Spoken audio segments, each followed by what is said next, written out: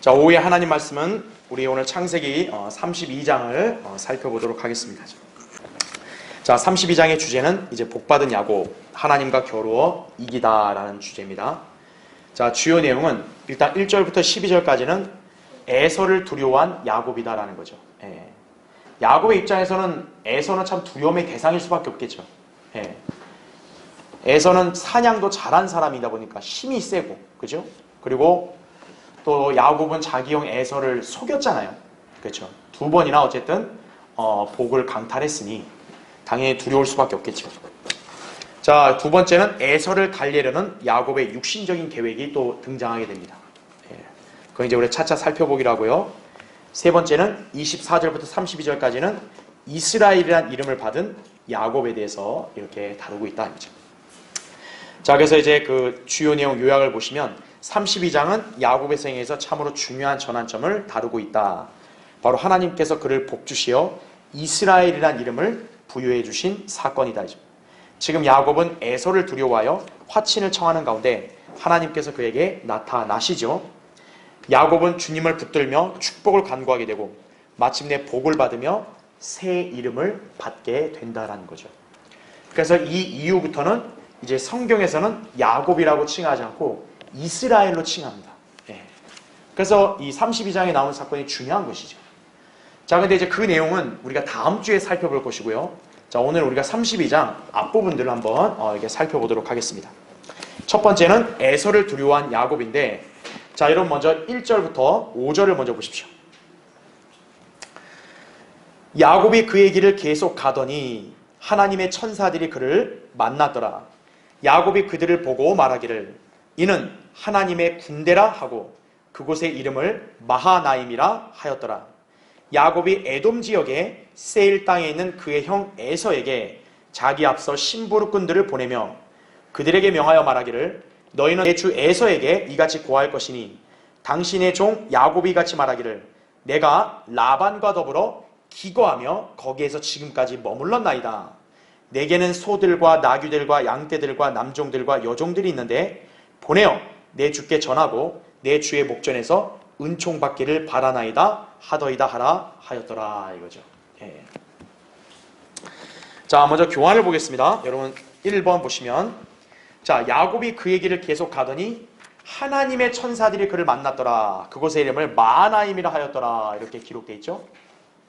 자, 야곱이 지금 고향길로 돌아가는 중에 천사들을 만나요. 근데 여러분도 아시다시피 야곱은 이전에도 천사들을 한번 만난 적이 있습니다. 그거는 창세기 28장에서 이제 고향에서 떠날 때, 떠나고 나서 꿈속에서 천사들을 만난 적이 있었죠. 그렇죠. 그리고 지금 여기서는 다시 이제 고향길로 돌아가는 중에 또 천사들을 마주치게 된다는 거예요. 자, 그래서 괄호 1번 보세요. 여기서 야곱이 만난 천사들은 창세기 28장 12절에서 땅과 하늘을 이어준 사다리 위를 오르내리던 천사들로 추정이 된다는 거죠. 그러니까 사실 여기서는 이 천사들이 구체적으로 누구인지에 대한 설명은 없어요. 그러니까 우리는 정확히 딱 누구라고 단정은 못해요. 그렇지만 어쨌든 야곱의 생애에서 천사들을 마주한 것은 지금 여기 고향길로 돌아갈 때 상황, 그것뿐만 아니라 고향에서 떠날 때도 분명히 꿈속에서 사다리를 위로 오르내리던 천사들을 만났었죠. 그러니까 야곱의 생애에 그런 경험이 있다 보니 여기에 천사들도 그때 천사들이 아니겠느냐, 우린 이렇게 추정할 수 있을 뿐이다는 얘기죠. 그러니까 성경적으로 그의 가능성이 높으니까. 그렇죠? 자, 야곱은 이들을 보고 하나님의 군대라고 말하면서요, 그곳의 이름을 마하나임이라고 불렀다라는 거죠. 마하나임이란 단어의 뜻이 뭐냐면 두 군대 혹은 무장한 진영들이란 뜻입니다. 그러니까 여기서 보면은 이때 천사가 한두 사람은 아닐 거라고 우리가 짐작할 수 있는 거죠. 분명히 야곱이 마하나임이라 부를 정도면 두 군대란 그 정도 규모가 된다는 얘기잖아요. 그렇죠? 자, 그래서 괄호 2번 보세요. 말하자면 야곱은 하나님의 천사들로 편성된 하나님의 군대를 본 것이라는 거죠. 그러니까 단순한 천사들이 아니라 야곱이 딱 그 천사들을 만났을 때 어떻다는 거예요? 이거는 굉장히 용맹하고 위험 있는 군대 같다라고 느낀 거죠. 그러니까 마하나임이라는 명칭을 이렇게 썼을 거 아니겠어요? 그러니까 야곱이 여기서 본 것은 하나님의 천사들로 구성된 영적인 하나님의 군대가 아니겠냐 이렇게 볼 수 있는 거죠. 자, 이때 야곱이 하늘의 군대를 본 마하나임이란 지역은 성경에서 볼 때요 요단 동편에 있는 한 성읍으로 판명이 됩니다. 그러니까 요단강 동편 지역, 오늘날 따지면 트랜스 요르단 있는 지역이잖아요. 그 영역 중에 한 성읍에 마하나임이라고 이렇게 호칭이 붙었습니다. 여호수아 13장 24절부터 26절, 창세기 50장 11절에 그런 근거 구절들이 나옵니다. 그러니까 여러분이 여기서 마하나임이라 했을 때는 대충 어느 정도 위치인지 여러분이 이제 연상하시면 되는 거죠. 그렇죠? 예, 거기서 야곱은 천사들을 만났다 이거죠. 자, 만일 야곱이 본 천사들이 창세기 28장에서 야곱의 꿈에 나타난 천사들이라면 아마도 그때처럼 오르락 내리락 하고 있었는지도 모른다라는 거죠. 왜냐하면 창세기 28장의 천사들은 분명히 사다리 위를 오르락 내리락 했단 말이에요. 그렇죠? 그걸 통해서 하나님께서는 야곱에게 확신을 준 거죠. 바로 뭐냐면 너를 지키고 보호한다는 얘기죠. 예. 그런데 지금 야곱은 어때요? 다시 고향길로 돌아가는 중이죠. 그렇죠. 바로 그 가운데도 어떻다는 거예요? 하나님께서는 천사들을 만나게 해서 어떻게 보면 야곱에게 다시금 확신을 주는 거죠. 도와주고 너를 지켜주고 보호해준다는 어떤 그런 식의 어떤 위로와 확신을 준다라고 볼 수 있는 거죠. 예. 그러니까 이 천사로 구성된 군대가 구체적으로 뭔지 몰라도 우리는 그것을 유추해 볼 수 있다는 거예요. 자, 그래서 괄호 3번 여하튼 문맥상 야곱은 형 에서를 피해 고향을 떠날 때와 마찬가지로 귀향길에서도 천사들의 도움이 필요한 상황이라고 할 수 있다라는 거죠. 예. 자, 그렇게 볼 때 그럼 여기 두 군대는 어떤 군대라고 볼 수 있냐 이거예요. 자, 일단 야곱의 처한 상황을 보세요. 지금 야곱은 자기 외삼촌 라반에게서 어쨌든 가까스로 도망을 나온 거잖아요. 그렇죠? 그러니까 주님께서 이 군대를 할 수 있는 천사들을 보내셨을 때 두 군대라 그랬잖아요. 하나는 뭐를 막아줘야 되겠어요? 야곱에게 라반의 무리를 막아줘야겠죠. 그래야 야곱을 보호하는 게 되는 거죠. 또 한 부류의 군대는 뭘까요? 에서를 막는 군대가 되겠죠. 왜냐하면 지금 야곱은 어쨌든 에서에게 신분권을 보냈는데 만약 에서가 야곱에게 위협을 가하면 어떡하겠어? 위험하잖아요. 그러니까 하나님께서는 그런 야곱을 보호하신다는 차원에서 어때요? 두 군대 중에 한 군대는 에서를 막는 그러한 취지로 군대를 보내셨다고 볼 수 있는 거겠죠. 자, 그래서 결국 여기서 마하나임이라고 해서 야곱이 천사들을 만났을 때 두 군대란 의미잖아요. 그렇죠? 그래서 한 군대는 라반으로부터 야곱을 보호하고 도와주는 것이고 또 한 부대는 에서로부터 이렇게 야곱을 보호하고 또 에서를 막아주는 그런 군대라고 볼 수 있는 거죠. 그렇죠? 네. 자, 그래서 우리는 이 천사들에 대해서 자세히 모르기 때문에 우리가 성경적으로 딱 이렇게 살펴보고 또 이렇게 찾아낼 수 있는 데까지만 우리는 보는 거예요. 그렇죠? 자, 그 다음에 2번을 보세요.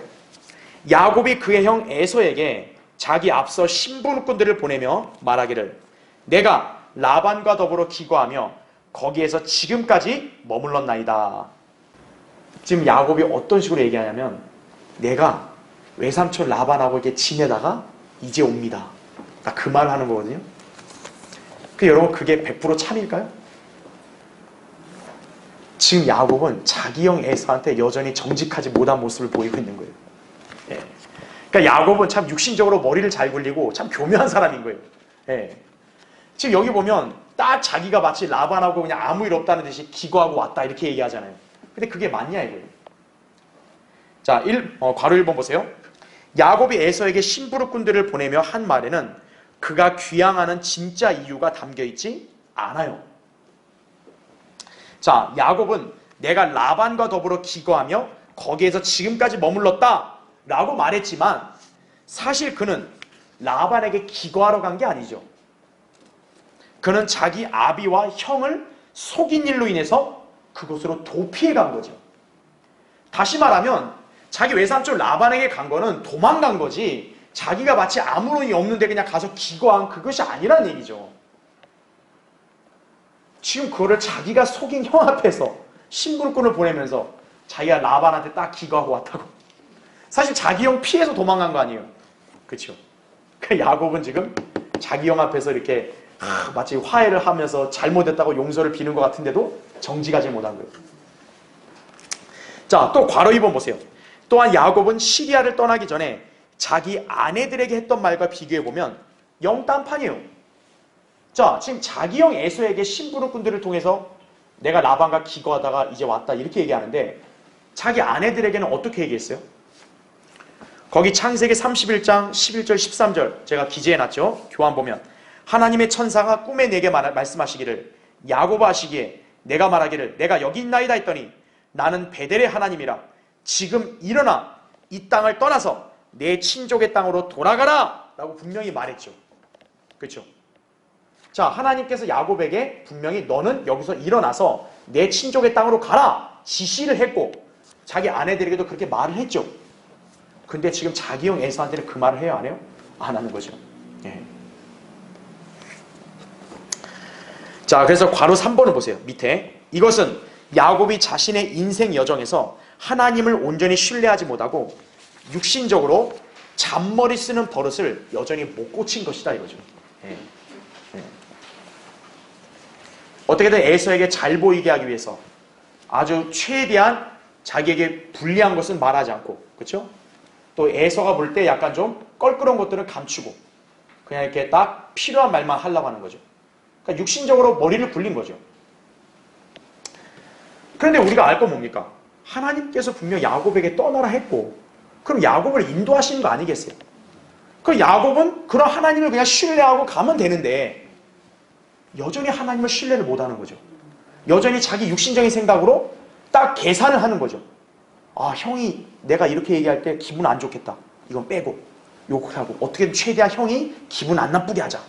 자기 육신적으로 머리를 굴리는 거예요. 그냥. 자, 자기 형 에서를 만나는 일에 있어서요. 하나님을 신뢰하며 기도하기보다는 먼저 그래서 어떻게 합니까? 육신적인 계획을 세우는 거예요. 네. 하나님을 신뢰하지 않는 성도의 그 특징이 뭐냐면 자기 머리로 먼저 모든 생각을 하고 계획을 자기가 세워서 그거를 자기가 의지를 하는 거예요. 하나님께 가장 먼저 기도하는 게 아니에요. 여러분도 그걸 교훈을 잘 받으셔야 돼요. 지금 야곱이 바로 그런 거예요. 바로 야곱이 하나님을 신뢰하지 못하고 있다는 증거가 뭐냐? 에서에게 신부름꾼을 보내기 전에 먼저 하나님께 기도를 해야죠. 그렇죠? 그것도 아니죠. 자기가 이미 딱 모든 걸 계획을 다 수립한 다음에 이렇게 하라고. 그러면 에서가 그나마 좀 화가 풀려지겠지. 이런 식이죠. 예. 육신적인 계획을 먼저 세운 거다 이거죠. 자, 육신적인 계획을 세우면 안전할까요? 자기 생각대로 흘러갈까요? 자, 한번 6절을 보십시오. 거기 32장 6절부터 12절 읽을게요. 신부름꾼들이 야곱에게 돌아와서 말하기를, 이제 돌아와서 말하는 거죠. 우리가 당신의 형 에서에게 갔더니 그도 400명을 데리고 당신을 만나러 오더이다 하니 야곱이 몹시 두려워하고 불안해하여 자기와 함께한 사람들과 양떼들과 소떼들과 낙타들을 두 무리로 나누고 말하기를 만일 에서가 와서 한쪽 일행을 치면 남은 다른 일행은 피하리라 하더라. 9절 야곱이 말하기를 오 내 아버지 아브라함의 하나님 내 아버지 이삭의 하나님이여 주께서 내게 말씀하시기를 내 고향 내 친족에게로 돌아가라 내가 너를 잘되게 하리라 하셨나이다. 나는 주께서 주의 종에게 베푸신 모든 자비와 모든 진리에 가장 작은 것이라도 받을 가치가 없사온데 내가 내 지팡이만 가지고 이 요단을 건넜으나 지금은 두 물이나 이루었나이다. 내가 주께 간구하오니 나의 형 에서의 손에서 나를 구하소서. 내가 그를 두려워하는 것은 혹 그가 와서 나와 처자들을 칠까 함이니이다. 주께서 말씀하시기를 내가 반드시 내게 선을 베풀어 내 씨가 많아서 셀 수 없는 바다에 모래 같게 하리라 하셨나이다 하더라. 이렇게 말씀하는 거죠. 예. 그러니까 야곱의 처신을 보세요. 예. 딱 두려워하고 불안하니까 빨리빨리 자기가 생각한 대로 모든 거 빨리빨리 계획을 다 세우고 그 다음에 이제 기도하러 가는 거죠. 하나님, 주님은 자비로우시죠? 저는 아무것도 아니죠? 주님 도와주세요. 이거죠. 예. 자, 1번 한번 보십시오. 자, 야곱은요 신부름꾼들에게서 에서가 400명을 데리고 야곱을 만나러 온다는 소식을 듣자 몹시 두려워하고 불안해하여 나름대로 대처하려는 계획을 세운다는 거죠. 그것은 바로 자기 자신을 보호하기 위한 육신적인 계획과 프로그램을 가동시키는 거예요. 지금 자기 형 에서한테 지금 굉장히 뭔가 잘못한 게 있다라고 지금 가책을 느낀 상황인데, 그러니까 형이 반갑게 그냥 홀로 오면 좋은데 400명을 이끌고 오네? 왜 400명이나 이끌고 오지? 설마 아직도 나한테 화가 나서 나를 치려고 하나? 불안한 거죠. 자기 이대로 있으면 죽을 것 같네? 그럼 어떻게 해야 돼요? 나 살려야, 나는 살아야지. 딱 계획을 세우는 거예요. 소위 야곱 살기 프로젝트를 세운 거예요. 하나님께 기도를 먼저 하는 게 아니라 야곱 자기가 살기 프로젝트예요. 자, 어떻게 했는지 보세요. 괄호 1번. 야곱이 자기와 함께한 사람들과 양떼들과 소떼들과 낙타들을 자 어떻게 나눠요? 두 무리로 나눕니다. 왜 두 무리로 나눌까요? 거기 나온 대로 만일 에서가 와서 한쪽 일행을 치면 남은 일행 어떻게 한다? 피한다. 그 사이에 도망간다 이거죠. 네, 한쪽 일행을 치면. 그런 계산을 세우는 것이 8절에 나오죠. 또한 무리를 나누는 과정에서요. 흥미로운 게 뭐냐면 야곱은 레아와 그녀의 아들들은 전방에 배치하고요. 라헬과 요셉은 후방에 배치하는가 하면 실파와 비라 그리고 그 몸종들에게서 나온 자식들은 최전방에 배치합니다. 창세기 33장 2절. 여러분 이거 잘 보세요. 이게 얼마나 웃긴 일이냐면 자 에서가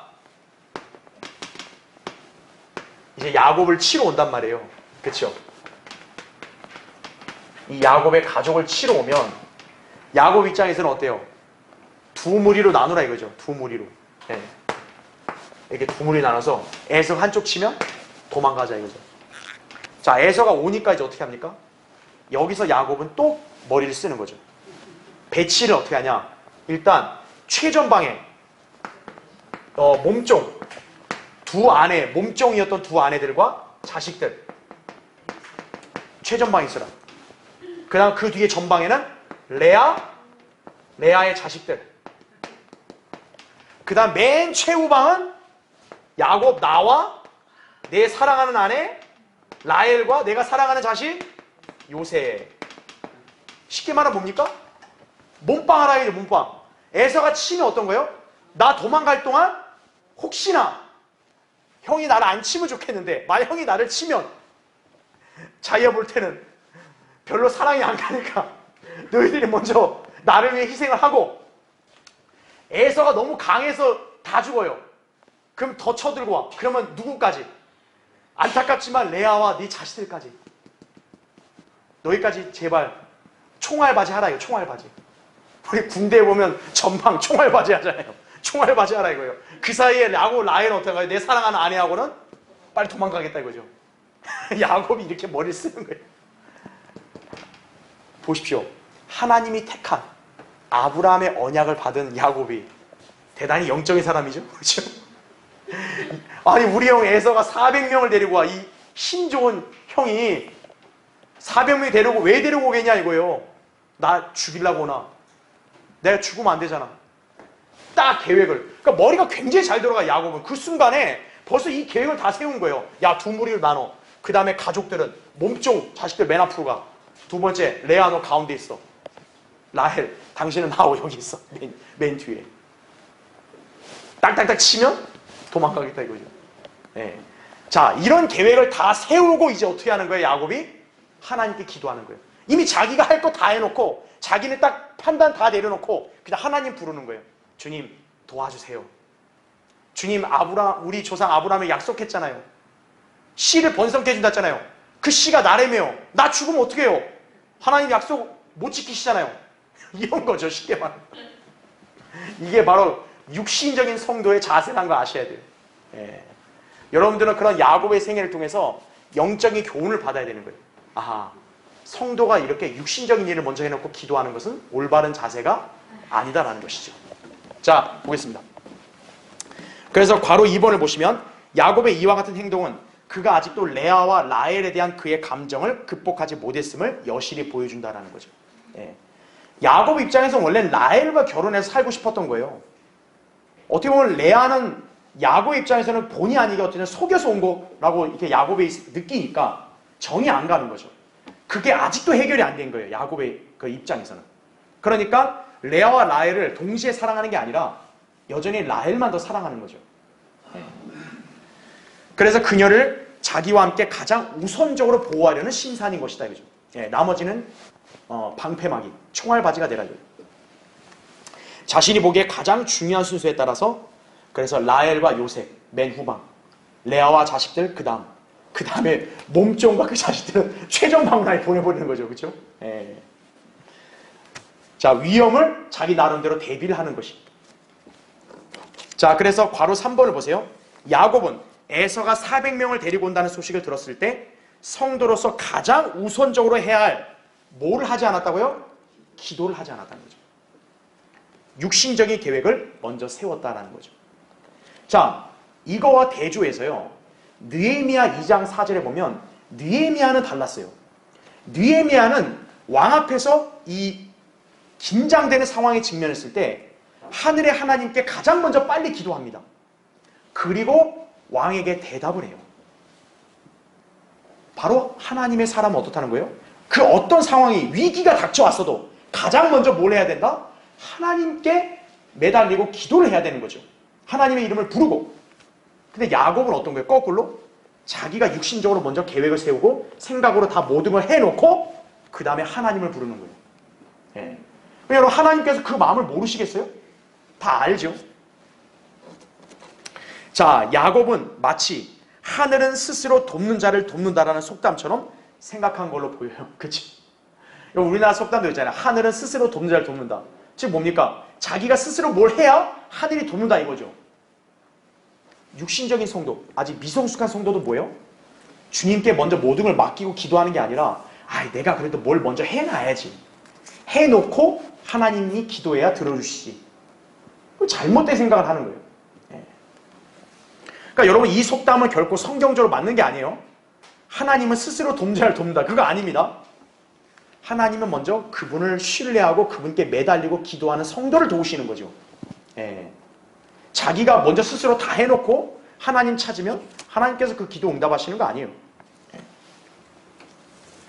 자, 성도는 주님께 매달리며 기도할 때 진정한 도움과 복을 받을 수 있는 것이다 라는 걸 기억해야죠. 자, 그래서 괄호 4번 결국 야곱의 이런 행보는 육신적인 그리스도인들의 전형을 보여준다는 거죠. 그들은 먼저 무릎 꿇고 기도하지 않고 항상 계획을 먼저 짜내느라 애를 쓴다라는 거죠. 그러니까 이 사람들은 늘 뭐예요? 근심, 걱정, 불안이 늘 많은 거예요. 왜? 하나님께 다 맡겨드리고 먼저 기도하는 게 아니라 자기가 먼저 계획을 세워야 되는데 이게 종치에 답이 안 나오거든요. 그러니까 어떤 거예요? 막 괴로운 거죠. 막 불안한 거죠. 이거 만약 안 되면 어떡하지? 자, 육신이란 항상 하나님을 신뢰하기 이전에 자신의 계획을 실행하기 마련이에요. 이게 여러분의 육신의 본질이라는 걸 아셔야 돼요. 육신은 여러분으로 하여금 하나님을 신뢰하도록 지도하는 게 아니라 여러분 스스로를 의지하게 만드는 거예요. 야, 네가 이렇게 하면 되지 않겠냐? 이런 식으로. 자, 야곱도 역시 마찬가지예요. 자기 육신의 계획을 먼저 세우고 난 다음에 이제 어떻게 하는 거예요? 하나님께 그제서야 기도를 하는 거예요. 자, 그래서 2번 바로 9절에 야곱이 이제 기도를 하는 것이 야곱이 말하기를 오 내 아버지 아브라함의 하나님 내 아버지 이삭의 하나님이여 이렇게 나오죠. 자, 여러분 우리 지난주 강의 한번 떠올려 보세요. 지난주에 야곱은 라반한테 아브라함의 하나님의 말 썼어요? 안 썼어요? 안 썼죠. 그냥 이삭에 두려워하는 분만 썼었죠. 그게 야곱이 몰라서 못한 게 아니라는 걸 우리가 알 수 있겠죠. 지금 여기선 야곱은 분명히 어때요? 자기에 관해서는 아브라함의 하나님을 가장 먼저 언급하죠. 자, 어쨌든 야곱은 자신이 대책을 수립하기 이전에 마땅히 해야만 했던 그 자리, 기도로 돌아오게 된 거예요. 가장 먼저 기도의 자리로 와야 되는데 자기 스스로가 먼저 뭘 해놓고 돌아온 거예요. 자, 괄호 1번 보세요. 야곱은 이제야 하나님께 그분의 약속을 상기시켜 드리는 거예요. 거기 9절 보세요. 주께서 내게 말씀하시기를 내 고향 내 친족에게로 돌아가라. 내가 너를 잘되게 하리라 하셨나이다 이거죠. 자, 하나님께서 분명히 돌아가라고 말씀한 건 맞아요. 그럼 야곱의 입장에서는 그 말씀을 그대로 믿고 가면 되는데 자기가 다 해놓고 이제 어떻게 한 거예요? 하나님 나 분명히 하나님이 돌아가라고 말씀했잖아요. 나 그렇게 하나님 말대로 한 거잖아요. 이런 거죠. 초조해서. 그 다음에 괄호 2번 보세요. 또한 그는 자신의 무가치함과 불의함을 인정하며 하나님의 선하심과 베푸심에 감사했다라는 거죠. 아, 이건 좋은 자세예요. 근데 문제는 이걸 가장 먼저 해야죠. 그렇죠? 자기가 무가치하다는 걸 알면서 근데 왜 자기가 계획을 다 세우냐고. 자기가 무가치한데. 그렇죠? 자기 자신이 무익하다는 것을 완전히 인정하는 것은 좋은 고백이에요. 이건 여러분도 기도에서 반드시 본을 받아야 돼요. 여러분이 주님께 기도할 때 마치 여러분은 하나님 앞에서 그래도 뭔가 좀 자기는 괜찮은 사람이라는 식으로 그런 식으로 여러분이 기도를 하게 되면 하나님께서 여러분의 기도를 기쁘게 경청 안 하세요. 우리가 왜 기도하는 거죠? 만약 여러분이 능력도 있고 가진 것도 있고 지혜가 있으면 여러분이 뭐하러 기도하겠어요? 그렇죠? 내가 무가치하고 내가 무능력하고 아무것도 아니라는 걸 아니까 내가 하나님께 매달리고 기도하는 거 아니겠어요? 그러니까 하나님 앞에서 자기가 무가치하고 자기는 아무짝에도 쓸모가 없는 그런 사람이라는 것을 하나님 앞에 고백하는 것은 정직하고 올바른 고백이라는 거죠. 예. 그래서 10절에서 야곱이 이거 고백은 잘한 거예요. 나는 주께서 주의 종에게 베푸신 모든 자비와 모든 진리의 가장 작은 것이라도 받을 가치가 없사온데 이거죠. 맞는 말이죠. 그렇죠? 괄호 3번 보세요. 결국 그는 숨김없이 있는 그대로를 고백하며 하나님께 마음을 쏟아 놓는다 이거죠. 자, 이 역시도 정직한 기도죠. 그래서 11절에 이렇게 말하죠. 내가 주께 간구하오니 나의 형 에서의 손에서 나를 구하소서 이거죠. 자, 어쨌든 야곱이 순서는 잘못됐지만 기도의 자세는 굉장히 좋은 겁니다. 여러분 이거를 배울 수 있어야 돼요. 지금 야곱은 자기가 기도하고자 하는 목적이 이제 나온 거죠. 즉 나의 형 에서로부터 나를 구해달라 이거예요.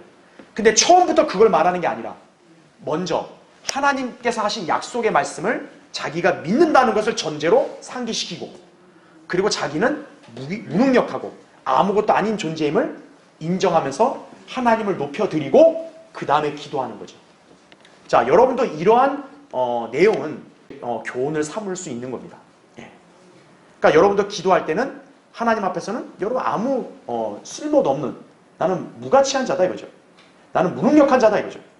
그러니까 주님이 저를 도와주십시오. 기도해야 되는 거죠. 그래서 계속 보시면 내가 그를 두려워하는 것은 혹 그가 와서 나와 처자들을 칠감이니다 이거죠. 예. 그러니까 야곱은 이 부분에서 정직한 거예요. 그렇죠? 자, 밑에 괄호 4번 보세요. 그러고 나서 야곱은 하나님께서 아브라함에게 주신 씨의 번성에 관한 약속을 근거로 그 다음 페이지요. 자신을 보호해 줄 것을 요청을 합니다. 자, 12절에 이렇게 말씀하죠. 주께서 말씀하시기를 내가 반드시 내게 선을 베풀어 내 씨가 많아서 셀 수 없는 바다의 모래 같게 하리라 하셨나이다 하더라 이거죠. 자, 이 말씀은 분명히 사실입니다. 창세기 28장 14절 보면 하나님이 야곱에게 너의 씨를 번성케 해주겠다고 약속을 했어요. 근데 여러분이 잘 알아야 될 게 뭐냐면 지금 하나님이 이 말씀을 하신 것은 그분께서 아브라함의 언약을 신실하게 지키시는 분이라는 것을 보여주는 거죠. 그래서 하나님께서 영광을 위해서, 영광을 받기 위해서 이렇게 하시는 거잖아요. 근데 지금 야곱은 이 약속을 올바른 방향으로 인용하는 게 아니죠. 왜요? 주님께서 이 약속을 이행하시라는 것은 그분의 영광을 위해서 지금 하라는 게 아니라 야곱은 뭐 때문에 이 약속을 이행하라는 거예요? 자기를 살려달라는 거죠. 왜? 자기가 죽으면 하나님 약속 못 지킨다 이거예요. 이거죠. 그러니까 야곱이 기도는 잘했지만 사실 이 마지막 부분에 대해서는 하나님의 약속을 잘못 인용한 거다 이거죠. 예. 아브라함의 씨를 하나님께서 왜 번성케 해주시는 거예요? 아브라함이 대단해서 그런 거예요? 아니죠. 하나님의 영광을 위해서 그러는 거죠. 야곱도 그 덕을 보는 거죠. 근데 지금 야곱은 그 말씀, 약속을 어떤 거예요? 자기에게 유리한 쪽으로 적용을 시키는 거죠. 즉 뭐냐? 하나님은 나를 살려주셔야 됩니다. 왜? 씨를 번성케 해준다며요. 내가 죽으면 안 되잖아요. 이런 식인 거죠. 예. 자, 그래서 어쨌든 잘못 인용하고 있는 셈이다라는 거죠. 그렇지만 어쨌든 지금 야곱은 기도 내용은 좋은 거예요. 어쨌든 정직하고 하나님 앞에 솔직하게 고백하는 것은 좋은 것이. 근데 문제는 뭡니까? 야곱은 처음부터 이렇게 했어야 되는데 그걸 않고 자기 육신을 먼저 신뢰하고 의지하면서 기도를 나중에 보낸 거죠. 예, 이것은 결국 올바른 자세가 아닙니다. 그래서 3번을 보세요. 야곱은 전능하신 하나님께 먼저 매달리지 않는 습성을 고치기 위해서 나중에 가서야 하나님을 붙잡고 매달려야 했다는 거죠. 그러니까 하나님께서 야곱을 어떻게 다루시는지 보세요. 야곱이 처음부터 성숙해서 주님께 먼저 매달리고 기도했다면 야곱이 하나님과 씨름을 할 필요가 있어 없어요? 없는 거죠. 근데 야곱은 이거를 아직 자기가 제대로 배우지 못했고 실천을 못해요. 그러니까 하나님께서는 그에게 이것을 가르치실 필요가 있는 거죠. 그래서 야곱과 씨름을 하시는 거예요. 그래서 야곱이 끝까지 주님께 매달리는 법을 가르쳐 주시는 거예요. 예. 그러니까 야곱이 처음부터 했으면 관계없는데 못하니까 나중에서야 매달리게 되는 거죠. 자, 그래서 거기 밑줄 친 거 보면 야곱은 하나님께 매달릴 때에야 비로소 참된 복이 온다는 사실을 다리를 절게 되면서 배웠던 것이다 이거죠. 예. 그러니까 자기가 했으면 굳이 이런 고생을 안 할 텐데 자기는 결국 어때요? 이 중요한 교훈을 주님께서 그의 다리를 딱 쳐서 절뚝거리게 만드는 고통을 주시고 그러고 나서 그에게 매달리는 법을 배울 수 있게 하신 거죠. 대가를 치르고 배운 거죠, 결국. 그렇죠. 예. 그러니까 여러분은 여기서도 우리가 배워야 될 게 뭐냐? 하나님께 매달릴 때야 비로소 복이 온다는 걸 아셔야 돼요. 여러분이 하나님께 매달리지도 않고 하나님을 온전히 부르지 않고 신뢰하지 않는데 하나님이 여러분에게 복을 자동으로 주는 건 없어요. 여러분이 주님께로부터 진정한 복을 받으려면 여러분이 인생의 어떤 위기의 상황과 지금 불안한 상황에 처했다면 주님께 가장 먼저 달려가서 그분께서 그걸 해결해 주시고 여러분의 필요를 채워주시도록 매달려야 된다는 거죠. 언제까지요? 주님이 그걸 응답해 주실 때까지. 그게 쉬지 말고 기도하라는 말의 본 의미인 거예요. 그게. 예. 그냥 한두 번 기도해놓고 안 되네. 에이 포기하자. 말자. 이건 아니라는 거죠. 예. 끝까지 매달려야 된다는 얘기죠. 자, 그거는 이제 다음 시간에 더 자세히 보기로 하고요. 자, 밑에 4번을 보세요. 한편 야곱은 형 에서가 자기를 죽이러 오고 있다고 믿었죠. 그렇죠? 자, 이것은 창세기 3장 15절에 약속된 씨에 대한 공격이 다각도로 이루어진 것 중에 하나다라는 거죠. 그러니까 어쨌든 야곱은 뭡니까? 약속의 씨에서로 계속 이어져 오는 인물 아니겠어요? 근데 그 야곱이 신변의 위협을 느낀다는 건 뭐겠어요? 약속의 씨에 대한 공격이 나름대로 이루어지고 있다는 얘기죠. 그렇죠? 그래서 제가 예전에도 강의할 때 그랬잖아요. 사탄이 바로 씨에 대한 공격은 계속 해오고 있다는 거죠. 예. 이제 우리가 이따 보겠지만 하나님께서는 이미 에서를 달래놨어요. 이미 에서가 야곱을 공격하지 못하고 화해하도록 하나님께서 만드셨어요. 근데 만약에 하나님께서 그렇게 만들지 않았다면 어떻게 되겠어요? 에서가 야곱을 죽일 수도 있는 거죠. 야곱이 죽으면 어떻게 되는 거예요? 하나님이 처음부터 약속했던 여자의 씨, 그거에 대한 계보가 혼란스럽게 되는 거죠. 그렇죠. 예. 그러니까 지금 야곱이 신변의 위협을 느꼈다는 것은 바로 씨에 대한 공격이 계속 지금 암암리에 펼쳐지고 있구나. 그렇게 이해하시면 되는 거예요. 자, 첫 번째 씨에 대한 공격은 뭡니까? 카인이 아벨을 죽인 거죠. 두 번째는 온 세상이 다른 육체를 따라간 거죠. 창세기 6장에서 하나님의 아들들이 사람의 딸들과 결혼해서 난잡해졌잖아요. 그게 바로 뭐냐면 씨를 혼잡케 하려는 사탄의 계략이었던 거거든요. 그 다음에 세 번째는 뭡니까? 한 민족이 선택받는 것을 피하기 위해서 민족들이 통합하는 거죠. 창세기 11장의 바벨탑. 왜 통합을 했겠어요? 하나님께서 그 약속의 씨를 주려면 한 민족을 택하셔야 된다는 거죠. 근데 그거를 혼잡스럽게 만드는 거죠. 사탄이. 그래서 민족 통합을 꾀하는 거죠. 왜야? 그래야 씨가 섞이거든요. 그래야. 자, 그렇게 공격을 했던 것이고, 그 다음은 파라오가 사라를 취할 뻔한 사건이 나오죠. 창세기 12장. 그 다음은 롯과 아브라함이 이집트인 아내들을 데리고 이집트에서 올라온 사건도 어떻게 보면 씨를 혼잡케 하려는 거죠.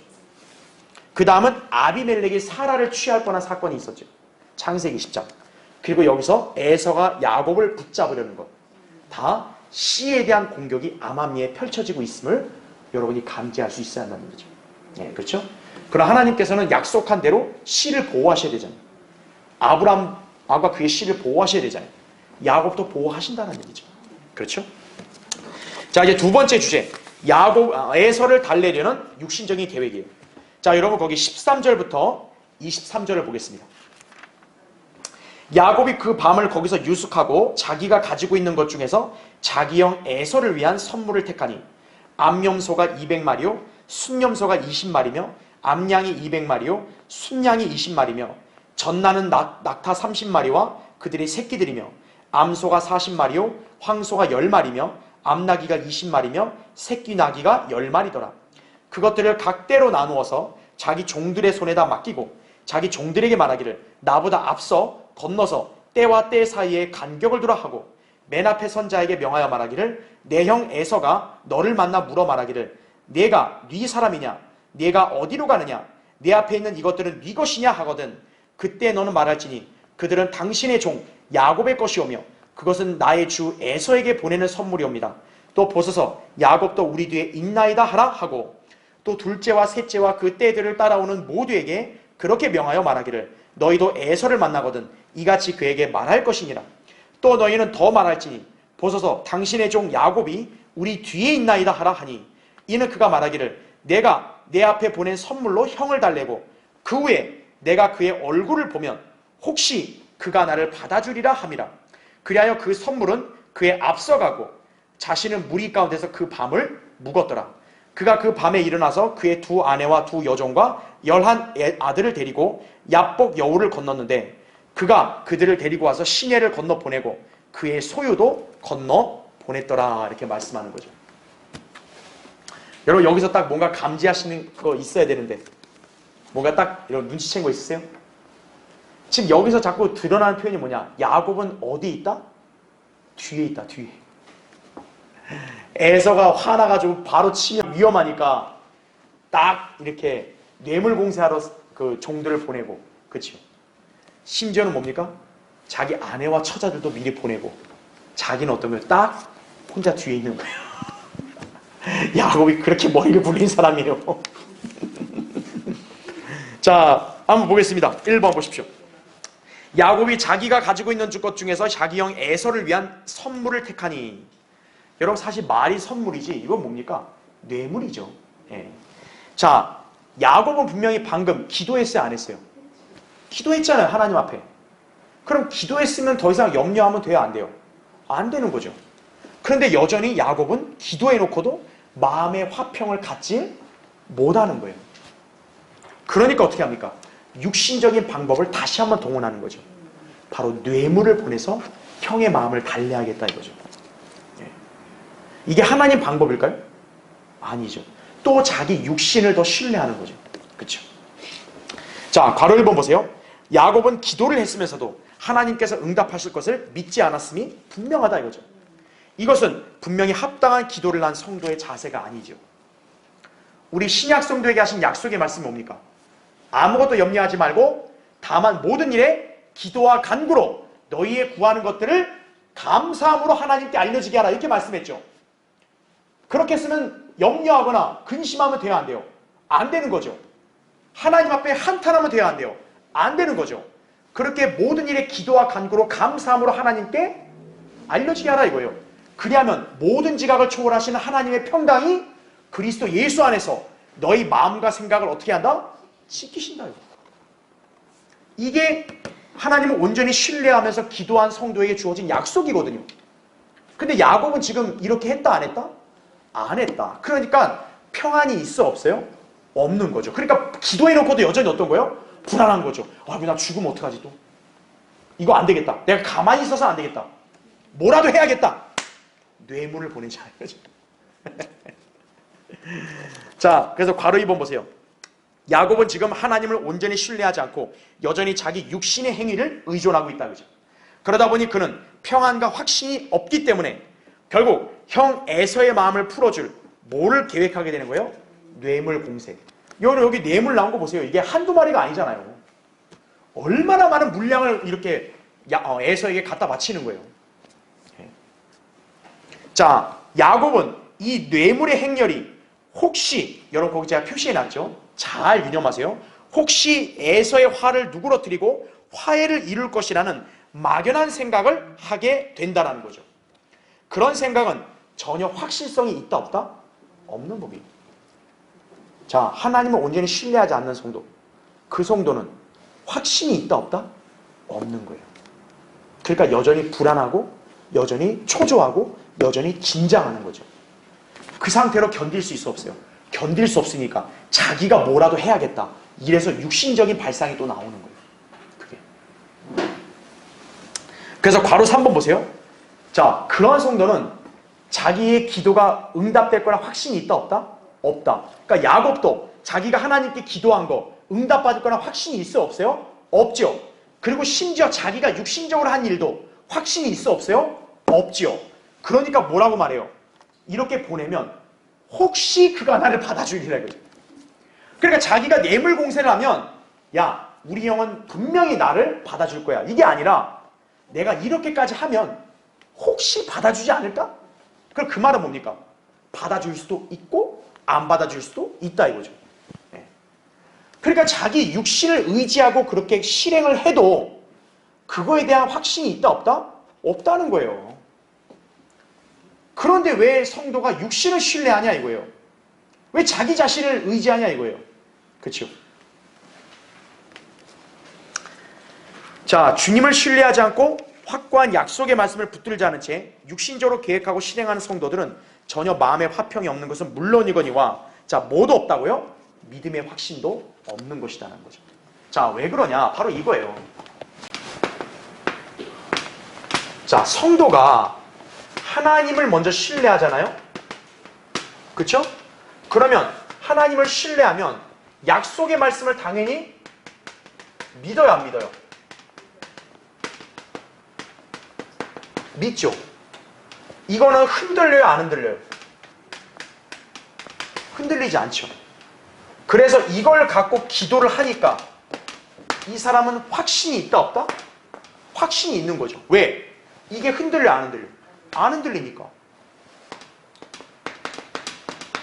그런데 육신을 신뢰한다 이거죠. 또는 사람을 신뢰한다. 그럼 어떻게 되는 거예요? 이 사람은 기도를 하는 게 아니라 가장 먼저 뭐예요? 육신적인 계획을 세우는 거예요. 또는 행동을 하게 된다 이거죠. 즉 야곱이 그런 거죠. 형이 나를 치러 오면 이렇게 무리를 나눠서 나는 살면 돼. 그리고 형을 내가 하나님 앞에 기도했어도 아직까지 확신이 있다 없다? 없다. 불안하다. 그러니까 어떻게 내가 뭐라도 해야겠다. 뇌물 쓰죠. 뇌물 쓰면 내가 아까 우리 여기 그 가축들을 나열됐잖아요. 이 정도까지 보내는데 설마 화가 안 풀어질까? 근데 문제는 화가 정확히 풀린다 안 풀린다 그걸 알아야 몰라요 본인이. 모르죠. 그러니까 이런 걸 하게 되면 결국 뭐밖에 할 말이 없어요? 혹시 될 수도 있고 안 될 수도 있다. 자, 육신적인 사람은 그래서 기도할 필요가 있다 없다? 기도할 필요 없는 거예요. 왜? 될지도 안 될지도 모르는데 뭐하러 기도하는 거예요? 그렇죠? 그걸 우리가 잘 기억해야 돼요. 자, 하나님께서는 우리 육신의 이런 계획, 행동을 쓰실까요? 무시할까요? 무시합니다. 우리가 다음 시간에 보면 알겠지만 야곱이 이런 온갖 계획들을 세우는데 하나님이 그 계획을 사용했다 안 했다? 안 하죠. 하나님은 이미 하나님의 방법대로 에서의 마음을 다 풀게 했죠. 야곱이 이런 걸 굳이 계획하지 않았어도 하나님은 에서의 마음을 직접 풀게 하셨죠. 그러니까 야곱이 이런 걸 막 고민하고 불안해하고 계획 세운 거 쓸모 있다 없다? 없다는 거예요. 성도도 마찬가지예요. 자기가 육신적으로 아무리 뭐 온갖 일들을 다 계획하고 세운다 할지라도 하나님의 도우심과 방법으로 살 때만이 안전한 거란 얘기죠. 아무 소용이 없다는 거예요. 네. 자, 그래서 거기 맨 밑에 괄호 4번. 실제로 야곱의 그럴싸한 계획은 에서와의 문제 해결에 아무런 소용이 없었다는 거죠. 하나님께서는 그의 계획을 전혀 사용하지 않으셨고 친히 에서를 달래놓으셨다는 거죠. 우리가 이제 나중에 보면 알겠지만 에서가 왔을 때 어땠어요? 야, 동생아, 나는 이미 다 풀었다. 그렇게 얘기하거든요. 이 선물 그냥 네가 다 가져라 그랬거든요. 그 야곱의 계획은 아무것도 이뤄낸 것이 있다 없다? 없는 셈이다라는 거죠. 그래서 밑에 2번 보세요.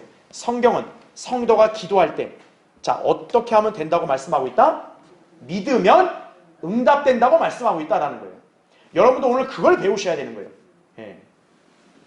야곱처럼 육신적인 생각으로 자기 자신과 사람을 신뢰하면 된다 안 된다? 안 된다는 거예요. 그러면 기도응답이 안 돼요. 진정한 그리스도인은 자신의 육신적인 생각이나 판단을 의존하지 않고 절대 불변한 하나님의 약속의 말씀을 신뢰해야 한다는 거죠. 거기 제가 여러 구절들 적어놨죠. 예레미야 33장 3절 나를 부르라 그리하면 내가 내게 응답하겠고 내가 알지 못하는 크고 능력 있는 일들을 내게 보이리라 이거예요.